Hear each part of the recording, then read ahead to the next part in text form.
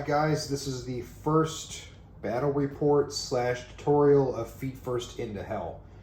We're within spitting distance of stretch goal 2, which is 3 additional missions that'll be provided as a PDF. So share the Kickstarter, or if you haven't already, maybe consider backing it. I put the survey out today that's got 6 distinct ideas. So I'm excited to put those together. I'll probably put all of them together at some point, but 3 of them will be provided free to everybody as PDFs as part of the stretch goal. So a couple materials that I've got in advance of tonight's game. I've got my binder copy of Feet First into Hell, the field manual. It is, well, at least the rule sheet is in full color. The internals are in black and white because I'm cheap. But when you get your paper copies or your PDFs, they'll have a full color version, and then with the $5 digital edition, it comes with a black and white printer friendly version as well. So just because, you know, I appreciate you supporting me, I'm going to do my best to provide the best possible product for you. So let's take a look at what we are going to run tonight. I am playing solo, although I had an absolute blast playing yesterday. This battlefield that I've set up is more or less the one that I played on last night. I changed the location of a few things, and I added Leonidas in there. I just kind of finished the preliminary paint job on him today. It's a little chunkier on the top than I wanted, that paint, but it reminds me of the chunky navy paint that I've seen on some warships when we've been at the wharf a couple times. So whatever. All right, so here's the scenario. This is just going to be a simple death match. I'm an educator by trade and by vocation. Making games has been part of my life for like the last 10 years as a DM, and it's gotten increasingly homebrewed and increasingly custom. But I'm an educator first and foremost, and I'm a coach. So when I was thinking about doing this battle report, I was like, well, I could play and just play around out, or I could really take my time to slow down and explain the rules and show you what it is that you bought into. And I think that would be the best possible experience. Also, if we're being on the level, I'm a terrible actor, so it's going to be really hard for me to like simulate out an opponent and pretend like I've got more than one of me here. I don't. Maybe we could do another battle report with one of my friends if they're down for that, but I don't want to inconvenience anybody any more than I need to. So we've got 2 teams tonight. We're running my personal drop team that won last night. Very proud of them, although it was a hard-fought victory. Leandrin's Lions. So Leonidas, the drop core here, he is themed by name. Although he doesn't fit their color scheme, I'm going to have to do something about that. And the key is that in Feet First into Hell, it's extremely customizable. I only put restrictions in where I felt like it made sense. I didn't try to over-restrict things or to thematically restrict things, just where like it literally wouldn't make sense, for example, to put a scope on a sword. So I kept it very, very basic. So we're 5 minutes into the video at this point. I've got my dice over here. I've got tokens to represent what's going on. I have a glass of homebrew cream ale. It is nice, although I'm a little concerned about running out before my stout is back in the keg. That's one other hobby I have. And I have my drop teams over. Yeah. So I'm going to roll. So the very first thing that you do after you set up the terrain is you roll for an initiative. Technically, you do that before you set up the terrain, but I'm alone. So I'm going to roll the initiative for my 2 drop teams. So Leandrin's team, Leandrin's Lions, rolled an 8. And my Xenos proxies rolled a 9. So that's fun. You know what? Let the Xenos scum drop in first. That way we know exactly where they're going. So the order of initiative for this first round are the Xenos. They're going to begin by dropping units. And Leandrin and the Lions, they're going to drop in second. So I need to roll for a drop zone. This only matters for the first turn, because after that you can begin to drop in wherever you want. So the Xenos are going to start dropping in the first quadrant, which is, gotta make sure I'm on screen, this top left quadrant. And it's anywhere in there they can drop in, but they can't fall within 6 inches of one another. So they're going to drop in. They're going to go a little cheapo here, and they're going to drop in. They can drop in a gun drone. So it's got 2 field rifles attached to it. Bold, strange move. And then it's flying because it's a combat drone. Landrin's team, on the other hand, is going to drop in one of my field rifle guys. And actually, in the next battle report, I'll have different non-James Workshop models. I'm working on those right now. I found a pretty cool independent creator that I can support. So I'm looking forward to painting those guys up in the requisite Landrin colors. So I am going to roll for my drop zone.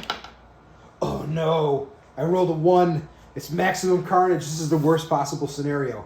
You can have the same drop zone as the other player. So that means you're dropping into the same area. Same restrictions apply where you can't fall within 6 inches of the other player, but it turns it into a bloodbath. So this is going to be interesting. I guess I'll have to refocus the camera. So I'm going to go 1, 2, 3, 4, 5, 6.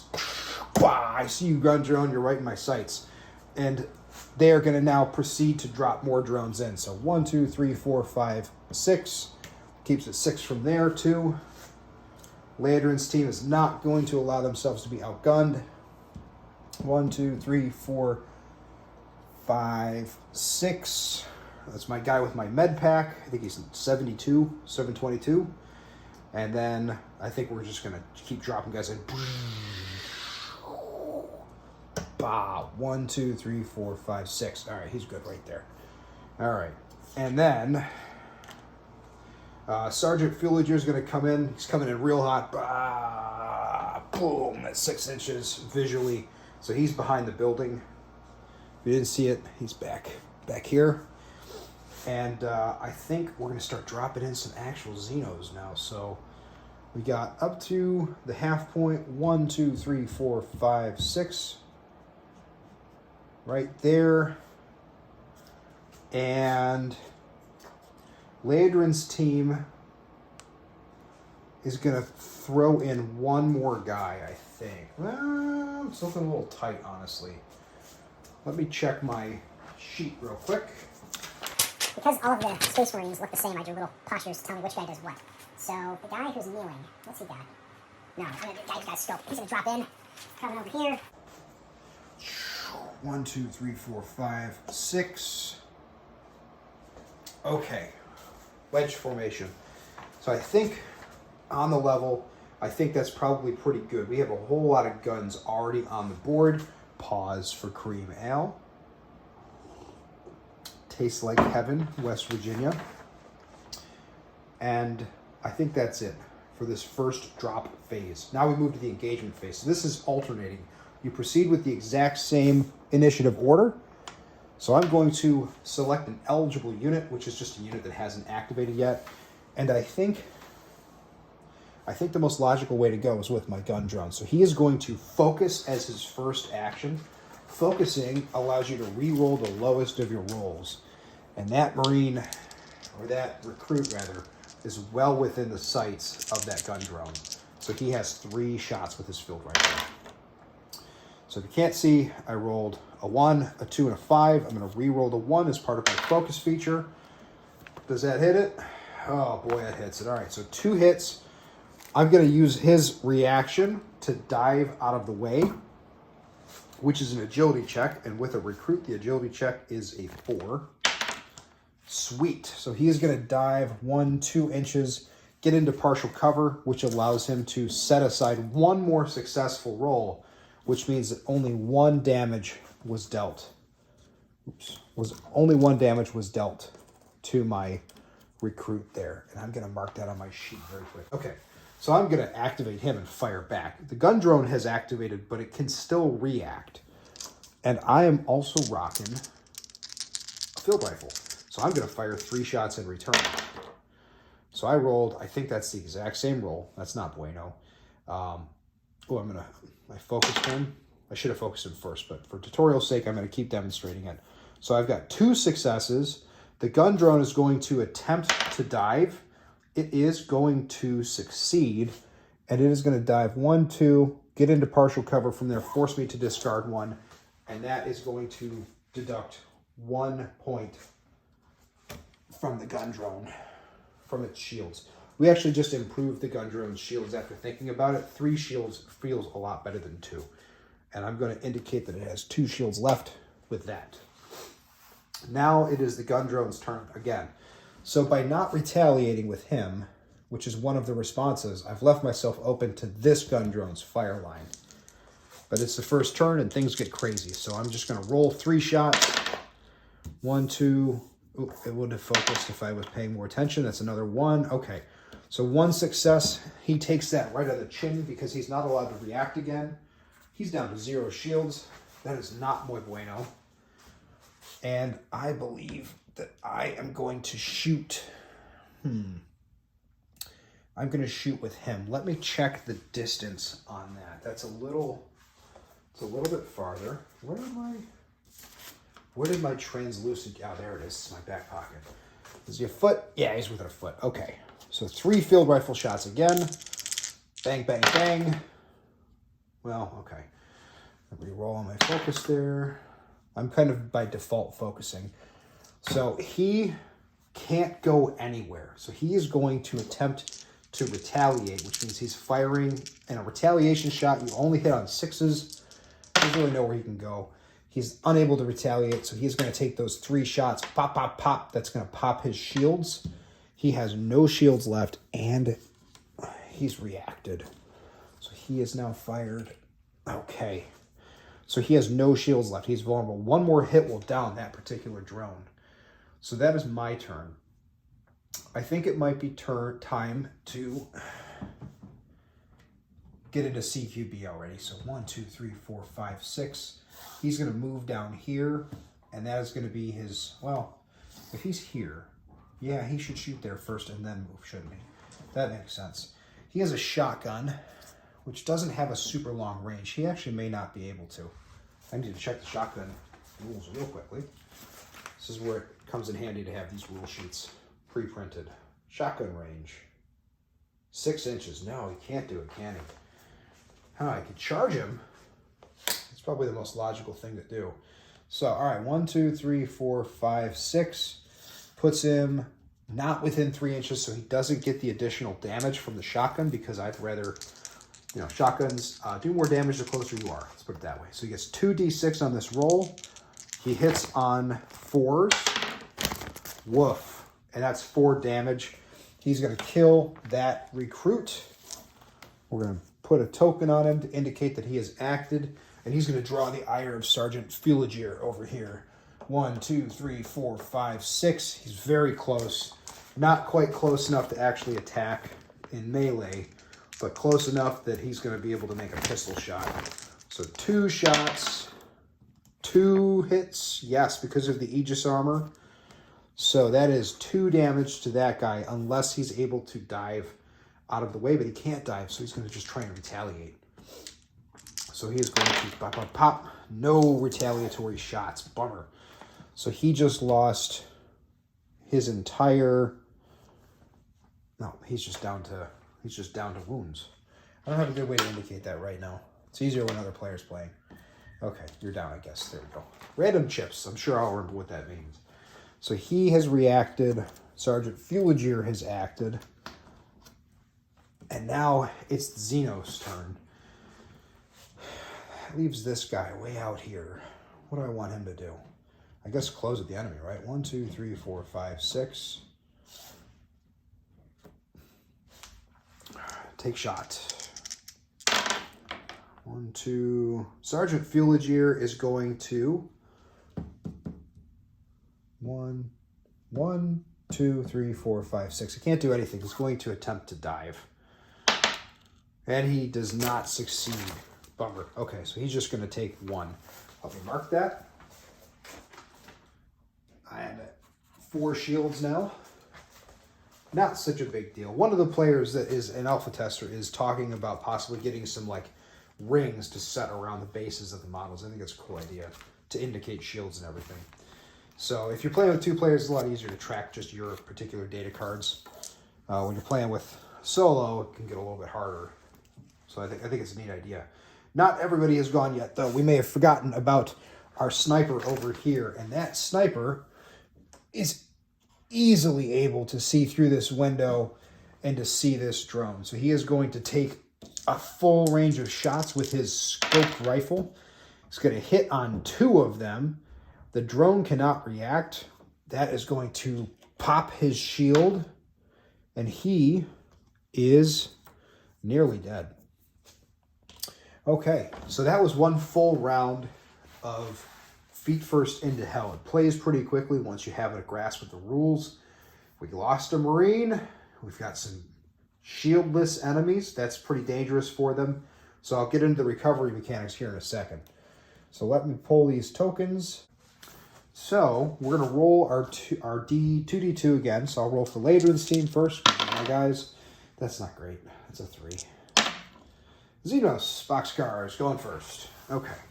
So we've got a guy without shields, a guy without shields, a guy without shields, minor damage to shields, downed Marine. I do have a guy with a med pack, so strategically I could try to get to him and heal him. A downed Marine or a downed character is able to crawl 1 inch as a special retreat action when they're downed, inspired by the Gears of War crawl, if I'm being honest. So that's something to keep in mind. But the Xenos are going to go first, and the first thing they can do is they have their drop phase, and I think it's time to drop a heavy hitter. So we've got 5 inches. Can't be any closer than 5 inches on the second round. It gets lower by 1 each round. So I'm thinking 1, 2, 3, 4, 5. 1, 2, 3, 4, 5. So drops in his equivalent of the Aegis armor. That's not great because that is what he is intended to fight, which is going to force me, it's going to force Landrin's army anyway to react. 1, 2, 3, 4, 5. 2, 3, 4, 5. Yeah. I'll drop hit. Oh. 2, 3, 4. Yeah, 5. Okay. And I think it's just going to continue to be a bloodbath. So 1, 2, 3, 4, 5. 1, 2, 3, 4, 5. All right, big boys coming in. Cinematic movie landing, slightly off screen. Okay, we're on camera 2 now. Would anybody believe that I'm balancing a box of rocks on my camera in order to get it at an appropriate angle? Maybe, maybe not. So, we're looking at the world from a slightly different perspective, but nothing elsewise has changed. So the very first thing that's going to happen is that this Aegis elite is going to attack Sergeant Fuligier. So Sergeant Fuligier has his reaction back. He's down 1 set of shields. Pause to grab dice. Try to avoid being on camera. Backing up. Okay. So we've got our Aegis unit, and he's going to fire. He has a railgun, which is 1d6, but it does a ton of damage if it hits. And it hits because he's wearing the high-powered Aegis armor. Crap. Okay, so Sergeant Fuligier is going to react. He's going to dive out of the way. Unfortunately, the railgun punctures through the wall, and it does 3 additional damage to the good sergeant. That is not idealio. He is down to 1 shield. Rough. Okay. Sometimes it's not worth it to retaliate fire if you think you won't be able to hit them. So, let's see. He has acted, and he has now reacted. However, it is our turn, and I believe the good sergeant would now want to move into combat. 1, 2, 3, 4, 5. Yeah. Hello, my friend.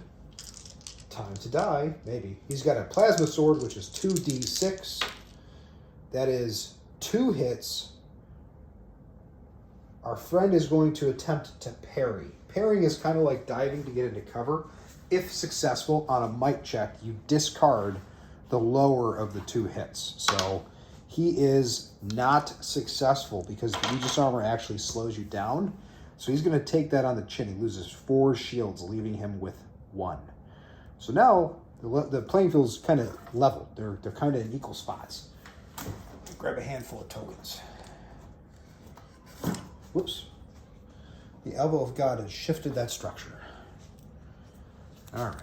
So he has acted, and he has acted. I think the Xenos are going to move now. So he's going to recover. He's going to recover half of his shields rounded up, which is just one. Or no, it's two. No, it's one, because he's only got 2 shield points. So it's something. So he is going to recover, and then he's going to fire at Sergeant Fuligen, which is, again, 3d6, or he's got, oh, he has a shotgun. He should, he's in an interesting predicament. 1, 2, 3, 4, 5, 6. He could shoot him. 1, 2, 3, 4, 5, 6. Sergeant Fuliger is just outside the range. So I guess he's going to shoot at this guy. He's got 2d6 here. And he misses on both. Bummer. What a wasted turn, you mook. All right. Our turn. I believe that we are going to engage our shotgun man. 1, 2, 3, 4, 5, 6. If you're like, wait a second, that's not a shotgun. Oh, yes, it is. I don't have a shotgun model, so this is my proxy. He's still not close enough to do the full damage, though, so he's just going to roll his 2d6 and choose to hope that's better. Oh, my God. 3 1s in a row. Brutal. Okay, so he's moved and he's acted. It's the way it goes sometimes. And a Xenos is going to move. So we're going to recover the shields on this guy. He's got 2 back, and he is going to, we're more than a foot away. Let's take our 3 shots. Or we're not more than a foot away, rather. Let's take our 3 shots. Right. I've had a couple pre-mails while I got prepared for this. I got to make sure I'm right. I'm right. Okay. 3 shots. Oh, Sergeant Fuliger is going to take those on the chin. He's down to 3 wounds. Now he has no shields left. Big bummer. Tremendous bummer. And he's already reacted, so he can't do anything else. I believe it's time to engage Leodrin. Yeah. So I could continue to try to hammer him down, but I think Leodrin is going to do something more interesting than that. 6. He is going to move to here, so he's still maintaining some degree of cover. Leodrin has Aegis Armor Mark 2, which means he's only got 5 points of movement. So 1, 2, 3, 4. He only moved 4, but he has 2 reactions because I equipped him with a neurostim. So that might come in handy. He's a retaliatory machine, and he's going to fire his field rifle all 3 rounds at this guy who has no shields. And I hit on 1, 2, 3. Get out of here. Well, actually, I shouldn't do that because he's just downed. Okay, so Leodrin has now acted. Brutal execution, or something like it anyway. And I guess these guys would probably start to react. So he is shot. Oops. He is shot. I'm using the kill team tokens. At some point, maybe I'll design custom tokens, but I don't really understand printing on chipboard. So that'll be for a later day. Maybe if the Kickstarter hits like 5,000 or something ridiculous so I can justify the outrageous die cutting process.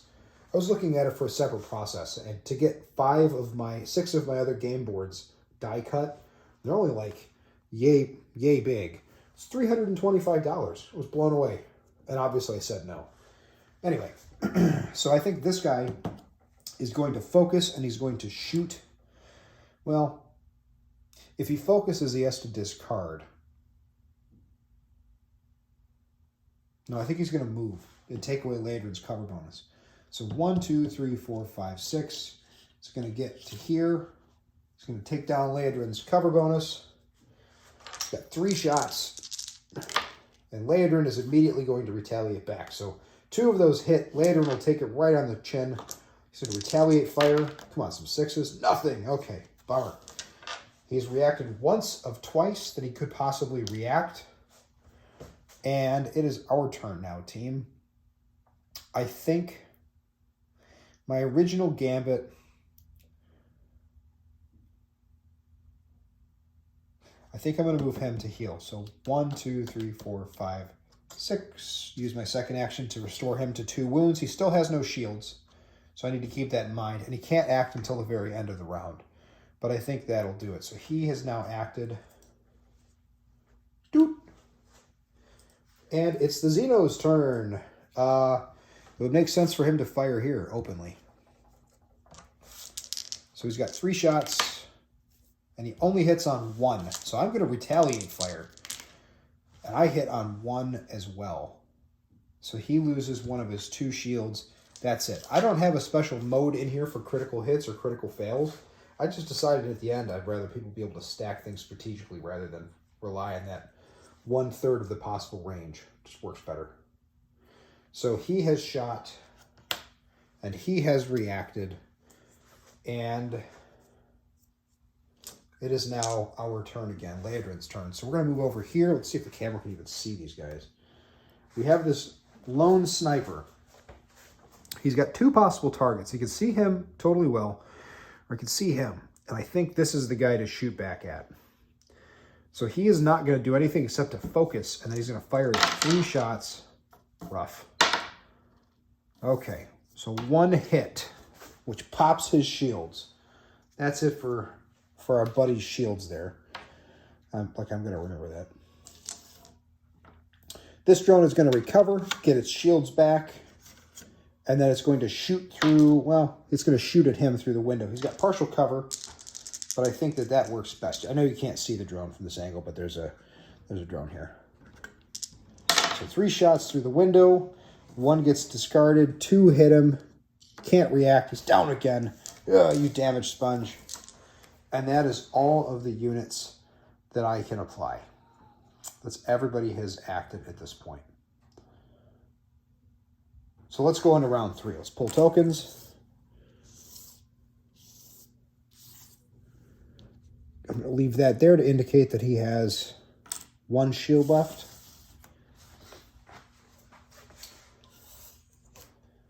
Okay. And we're going to start with our initiative rolls. Figure out who gets to drop if they want to drop and reinforce, and who doesn't. So Leodrin's team rolled a 5. The Xenos just have the initiative this game. Woof. All right, so the Xenos have a single unit left they can drop in.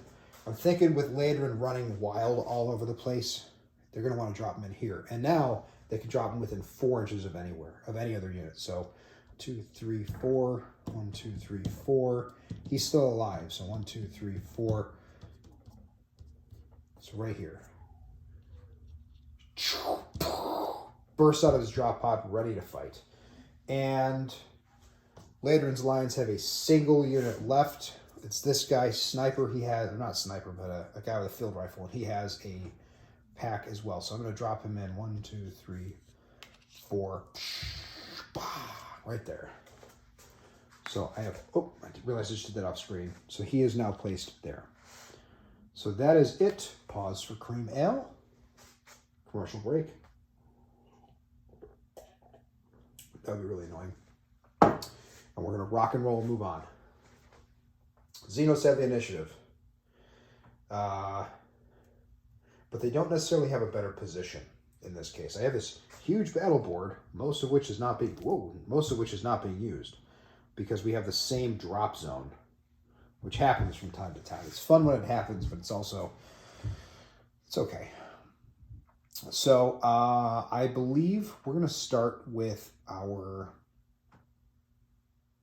going to start right here. I'm going to start with them. So he has a railgun. He also has a plasma sword. So he is going to swing at the good sergeant. And he's going to hit twice, but the sergeant is going to attempt to parry. It's a might check. Oh, he does. He parries that. So he's only going to take 2 damage. So Sergeant Villager is hurting. I believe he's down to 2 hit points. Bummer. Let's activate Sergeant Villager. He can no longer use his shotgun because Villager is now within melee range. I may have broken that rule before without thinking about it, but whatever.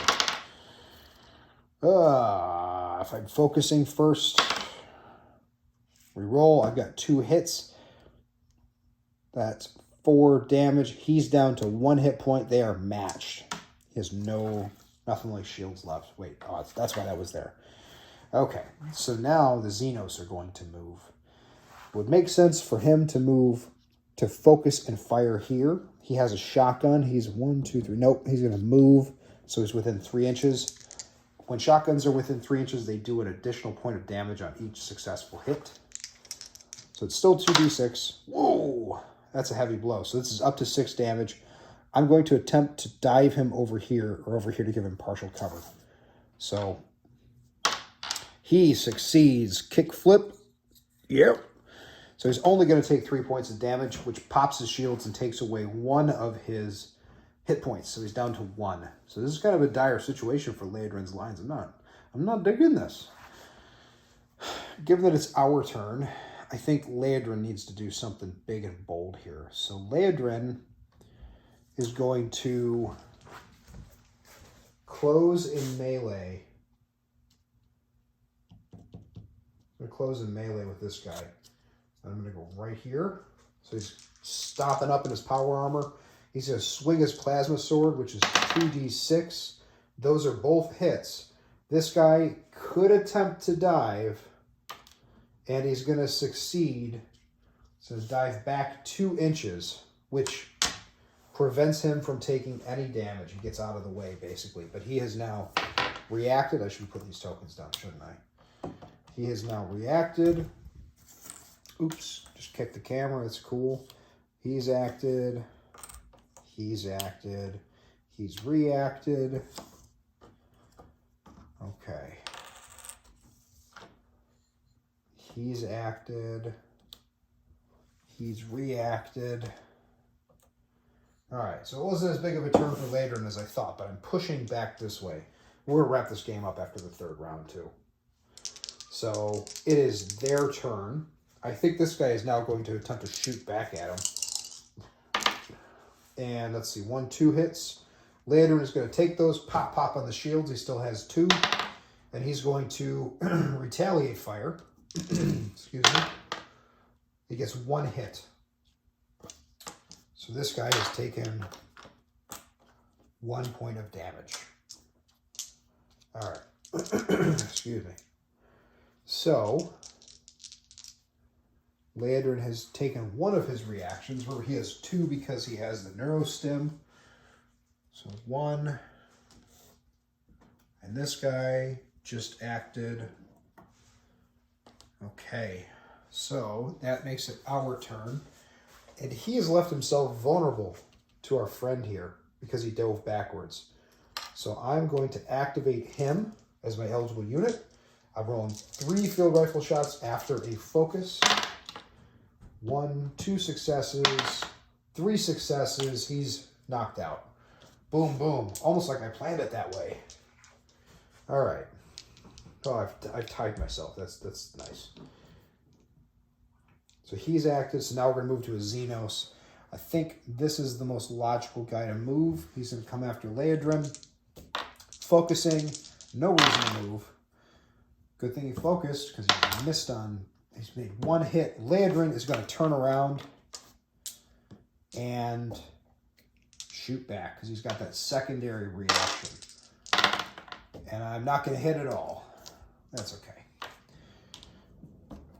Acted. It is the Marine's turn. I think it makes the most amount of sense for him to focus and shoot there because he has a very clear line of sight and he hasn't acted yet. 3 hits. Solid. I think the drone would attempt to dive. And it's going to succeed, but only in getting partial cover. So pop, and you know what? That kills it because it only had the 1 shield point anyway. Okay. So he has acted now. I'm trying to figure out where are my other eligible units. I have Shotgun Man, and I've got that guy. I believe that's it. Yeah. Okay. 3rd round is usually where it gets real bloody very quickly. So this guy's going to activate. He's going to go after Leodrin, who now is defenseless, except for the power armor. 1, 2, 3 hits. Pops Leodrin, shields for sure. I'm down into wound territory. Uh-oh. My hero unit might get killed. And Shotgun Man is going to come this way. 1, 2, 3, 4, 5, 6. Point blank shotgun blast to a man with damaged shields. And I'm going to miss both. Oof. That's brutal. That concludes the round. I have 1 unit down, several units wounded. They only have 2 down, so nobody would need to make a courage check at this point.